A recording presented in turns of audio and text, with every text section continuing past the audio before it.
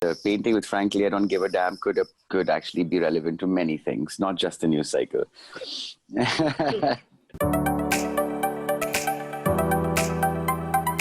Hello and welcome, Abhay and Ritika. So Abhay was in Goa when I spoke to him last. Now he's in LA and you are in Goa. I envy the two of you.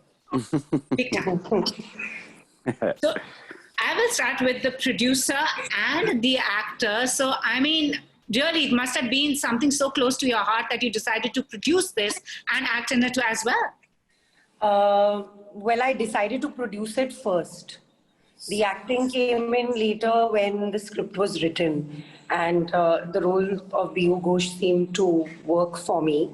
But I decided to produce it first because I was one of the initiating people behind it as well, along with the director. In fact, I was the one pushing him to write a sci-fi. I believed he was one of the only people that I knew within the people of writers that I knew who could pull off a subject like this in the way he writes. And so I told him, something with time travel and quantum physics and, something like that. We should do a sci-fi film. So he was a little skeptical in the beginning. Obviously, it's a risk, right? And it's first film for him as well.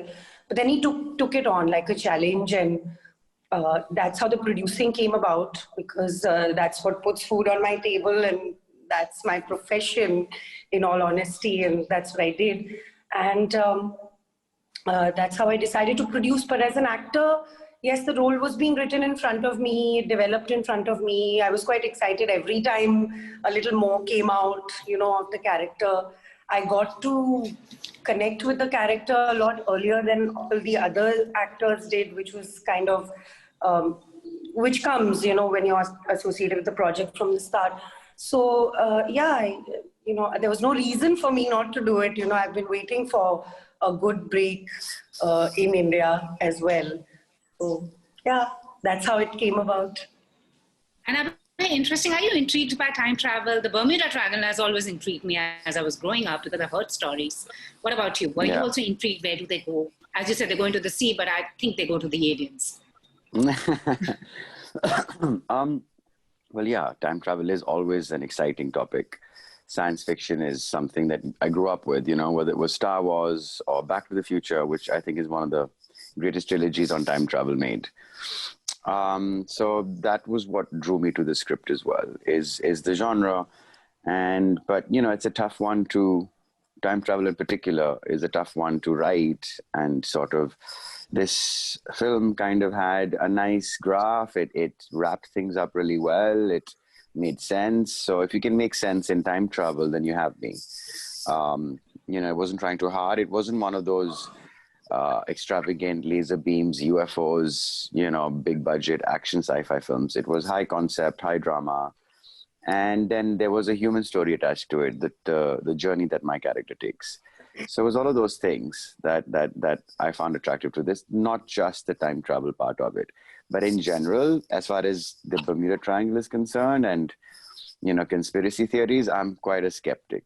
I think there's always 9 times out of 10, I think there's a reasonable explanation. And I'm open to, believing that 1 out of 10 might be something to be considered. And also, we heard the instance of the Pan Am flight that, apparently took off from New York, landed in Miami, and 37 years later, but apparently wasn't so. It was just something that floated, but it intrigued a lot of filmmakers. You see such subjects in Korean dramas and international dramas, but Indian, I don't think the space is explored it much. So do you think now with stories like this, and Abhay, you yourself had said OTT is far more original when it comes to content vis-a-vis Bollywood? Yeah, I think because of the OTT platforms coming in, things are not just being democratized, but there's not so much of a control over the artist. So what happens in Bollywood is there's only the few handful of studios or producers who kind of have the clout of money and marketing behind them, most of it. And because there's a formula that's been put out there for so many decades, when new talent comes in, they are honed and shaped by those few individuals to make Bollywood films. So in that environment, you're going to just get a regurgitation, a repetition of what came before. Stars today are just going to be clones of stars from before, so that won't happen in the OTT platforms, because these people, like in Netflix, for example, are coming in from abroad and they have the reputation of being edgy and new age. Now within India, obviously they will embrace the culture and they will cater to an audience that's already established for the formula. But because, they're not jaded by decades of being in Bollywood, so they will still let individuals have their individuality when it comes to other new ideas and new talent. Same could be said about Amazon Prime, and then the Indian platforms like Hotstar, Disney Hotstar, for example, and Sony, Live. All of these players are not jaded or bogged down by an image or a formula that they need to keep up with. They will exploit the formula that's there and existent. Why not? They need to establish their subscribers and increase their base, but they will not try and control the talent and shape their artistic abilities like the way Bollywood people do. A lot of people from your fraternity actually are now looking at the digital platform for, It's the future. They will try and control it. They will try and take over it, but like they did with the multiplexes. But because unlike the multiplexes, this is an infinite space. The digital space is not physical, so they won't be able to. And if anything, this will bring about the change that Bollywood needs, which is, it's not like they don't take chances with fresh talent, but allow fresh talent their individuality. Don't try and make them like their predecessors, like the actor or director that came before them. Let them be somebody new, let them be young and have a vision that does not conform to the formula. That they will learn that from the OTT platforms, and then hopefully films will pick that up. I don't know. Or maybe Bollywood. See, Bollywood is a genre. It'll always remain and popular in that space of being a genre. It'll always have its audience. But will it go beyond that? Maybe the OTT platforms will push it there. But Bollywood would never have made Delhi Crime, for example, or What Are the Odds? I take those examples because it's clearly obvious they would never have. Bollywood didn't even want to make Dev D when I was shopping it around. Nor did they want to make Zindagi Na Milegi Dobara. There was a lot of people saying it won't work. They would not have made a Manorama, So I'm just speaking from my experience. And the thing that's common between you and Ritika, you're both actors and producers. So Ritika, do you feel, you produced the film, you acted in the film, but if you had tried to get somebody else, they would have been a little skeptical, because Abhay is always ready and go for a challenge. Actually, Abhay was the first choice. All the casting in this film was the first choice. I guess that's what you're asking me, right? Yeah. On getting the cast together. That was the first choice of the director. I usually back the director's vision unquestionably until it ticks me somewhere, which is rare. So they were all the first choice. Every actor in the series was first choice except for the actors that we casted from Calcutta's industry, which we auditioned for. And that happened. So I guess, I won't say we're lucky. I guess the script did it. What intrigued you? There might have been an incident, like I was telling you, I was intrigued by the Bermuda Triangle because I'd heard a story about, 4 people who had gone down. Well, the thing is that the inspiration, yes, was missing planes. We've been hearing it forever. Like you say, talk about the Bermuda Triangle and like the Malaysian Airlines and, all these planes that have gone missing over the years, and where do they go, and that's very intriguing to me. And then the genre, of course, right? Like, it's my go-to genre. It's something, like I said, I want to see well done and well explored. Yes, for independent producers like myself, when we started this project, we knew we were being very bold in attempting a subject or a genre of this nature with the kind of budgets that we were working with and other limitations of independent productions, but someone had to do it, right? So I'm hoping that, people who do have the hundreds and the 200 crores to work with may be able to roll out more content like that. But again, that's just me hoping. But that was the inspiration that the main inspiration was to see something like this in Indian cinema. So That's what it is. No single incident that I can point out really that inspired us. Abhay, have you ever had like a Mayday experience in life or during the lockdown? Mayday experience? Yeah, something emergency, you know. Yeah, I know what you mean. No, I mean, sorry, no Mayday No? experience. No, That's good. I don't know how do you mean. But Do you mean I'm, like physically or mentally? How do you mean? could be mentally. I'm sure you've had those Mayday experiences like we are That seeing. I've had It's a even Mayday that I've experience. those I've had the mental Mayday ones I've had even before the lockdown. So yeah, but I think that's just normal. I suppose in the cultures we live in. But I'm loving your Instagram posts, and you've Oh, also thank been you. painting these days. So, I mean, what is Yeah. it that Abhay Deol cannot do? You paint, you produce films, you act, I you can't also do fly. carpentry. You can't fly. Maybe this would inspire you. I can fly by aircraft, which is what I would film, but I can't physically fly. Yeah, with my body, no. No, the painting is. I mean, it's something that I used to draw as a kid. I didn't really paint as such. I've had very little experience at that. So I thought, okay, why not give it a go? Because it's something I used to love doing as a child. So why not sort of revisit it? And it's interesting that, they said that nerves that fire together, wire together. So there's obviously that wiring in the brain that was established as a kid, but it's rough right now. Entering it back was intimidating, but doing it has opened up a sense of freedom that I think I'd lost by stopping what I do. And they're also very telling. Like he has this little some painting which says, "Frankly, my dear, I don't give a damn." What's your take, sitting far away in LA, or what's happening here with the news channels? What are you following the circus, or are you keeping yourself away from it?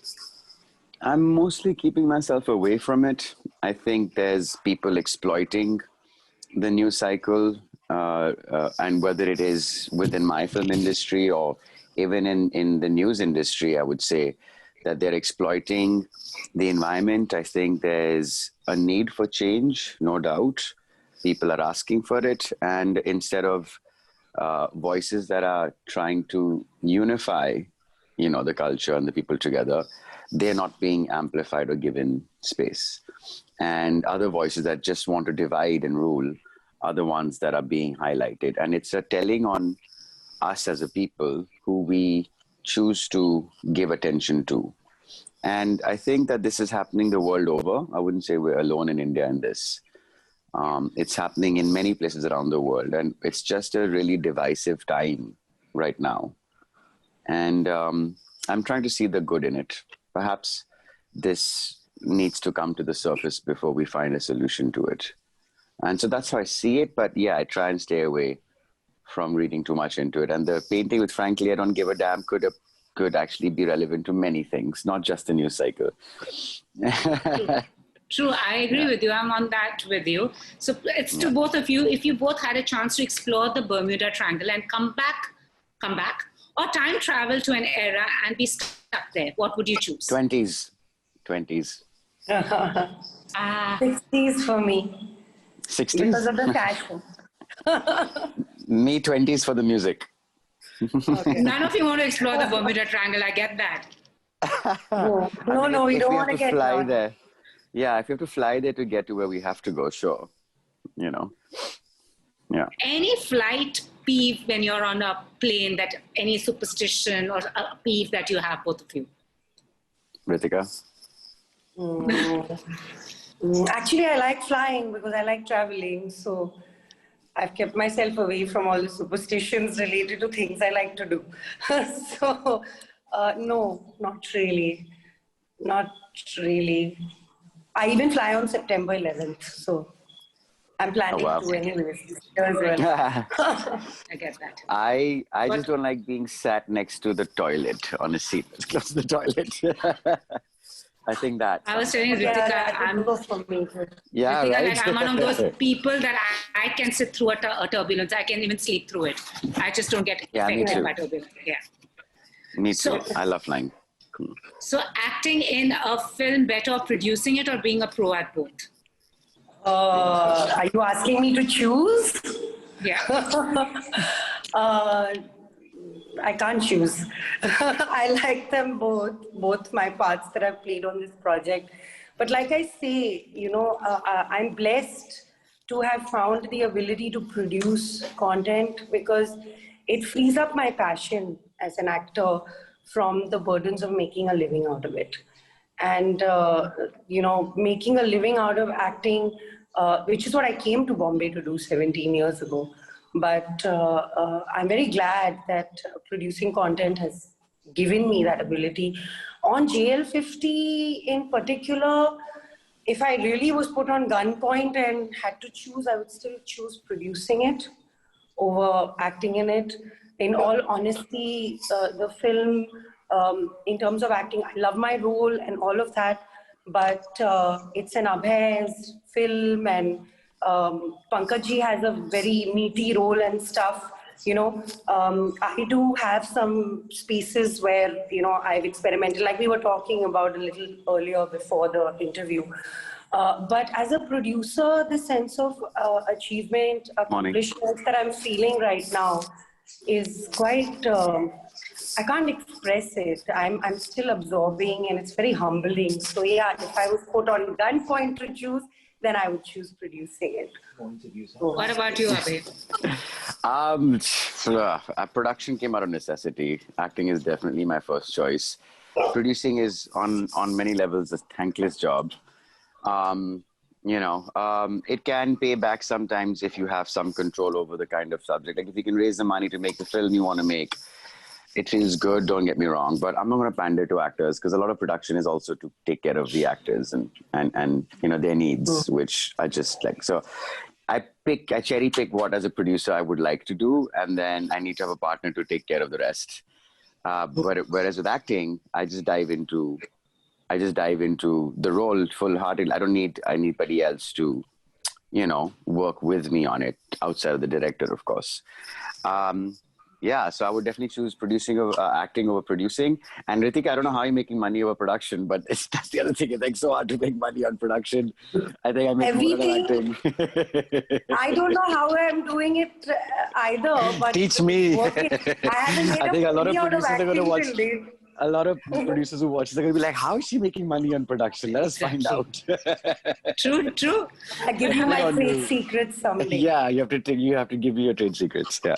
Well, Abhay, one thing you would want to change in the industry now, post-lockdown, there's a lot of talk happening. Since we last spoke also, there's a lot of talk, about whatever, inside, outside, mafia, the cabal, whatever. What would you want to change personally, having been there for so long and coming from a film family yourself? Look, I mean, there's a lot to change. I can't pick one thing, but I can definitely say that the industry needs to introspect. Sure, I agree. It's unfair that we are being singled out. I think that's completely unfair. But now that we find ourselves vulnerable, we have to introspect and see how we can gain strength as an industry. We can use this moment to come out of it stronger, but that will only come together if we have an introspection and see what are the practices that we have that are detrimental to us as individuals, not just as an industry. And what are the practices that people in power have in place that, make us again weaker as an industry?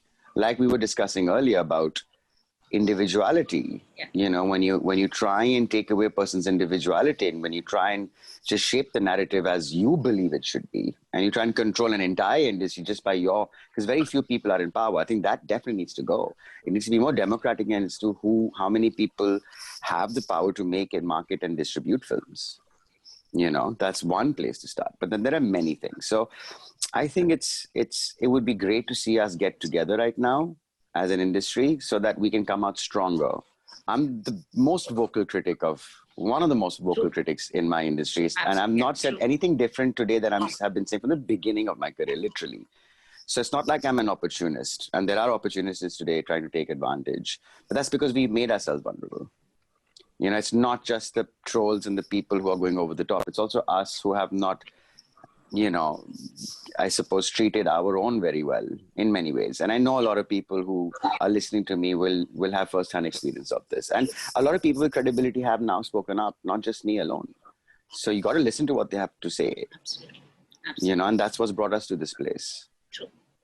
And lastly, have you seen your cousin's digital debut? Bobby was very candid. I think he's done a good job. Yeah, I know. I'm really happy for him. I'm going to actually catch it tonight because I've been traveling and I haven't had a chance to actually sit down. I haven't even watched some of my own stuff. So I'm going to go catch up on his and mine. Yeah. Awesome. I just envy Abhay. One day Goa, one day LA, and now he's off to Canada, man. I mean, honestly, where could, if you could teleport, where would you want to? Both of you teleport yourselves. I'm going to Canada. I'm fine going to Canada right now. Yeah. They've got a Trudeau government, their cannabis is legal. Not that I smoke out. But they're left leaning. It's cold, no doubt. Ritika will know this. She's from there. But you know what I mean? I'm happy going to a place that's less hectic and manic than like we are back at home or even in the US right now. True. Yeah. What about you, Ritika? I would also teleport myself to Canada. It's just the country I love. I've been waiting to go home. I'm glad I get to go home. And Canada for all the same reasons that Abhay said. I agree with him on all of them. So, yeah. Thank you. Thank you so much. And thank you so much. Abhay, last question to you. Somebody's asked me to ask you your grammar peeve. You put up a post which said, "Oh, you read my post. I thought you wouldn't understand. You could read." What's your grammar peeve? And people, people write a lot these days. I don't have a grammar peeve. Anything. Language peeve that really gets to you. Something that gets to you. With language, vocabulary. With vocabulary and language. I mean, I will find myself sometimes correcting people when they say feets instead of feet. Sheep instead of sheep. I will like, it's sheep, it's not sheeps. Just the silliest things like that. I suppose, but I don't have a peeve out of it. It's just my training as an actor, in language. And I love languages. It's something that I find I'm attracted to learning multiple languages. If I can, I'd put my effort. So I'm interested in language. Don't have a peeve. Thank you so much. All the very best. Thank you. And keep up the good work and keep being the way you are. Thank you so much. Thank you. Thank you. Thank you. Bye. Bye. All the best.